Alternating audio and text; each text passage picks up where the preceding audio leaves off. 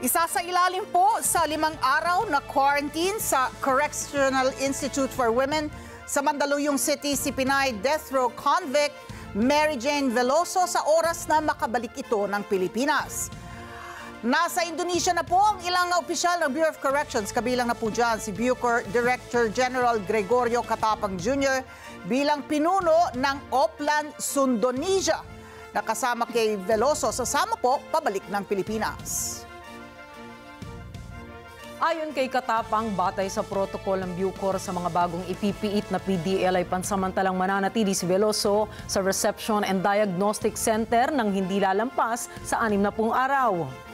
Kasama na rito ang 5 araw na quarantine period at 55-day orientation, diagnostic evaluation at initial security classification. At sa panahon ng kanyang quarantine ay ilalagay po si Veloso sa isang regular quarantine cell para po sa kanyang medical at physical examination. Tiniyak naman ni Catapang na ilalagay sa hiwalay na selda si Veloso, hiwalay sa itinuturong illegal na recruiter nito para hindi sila magkita. Maraming salamat sa inyo pong pagsubaybay sa Mata ng Agila Primetime. Para malaman ang matatag, matapang at matapat na mga balita, i-follow lamang at mag-subscribe sa AtNet25 TV.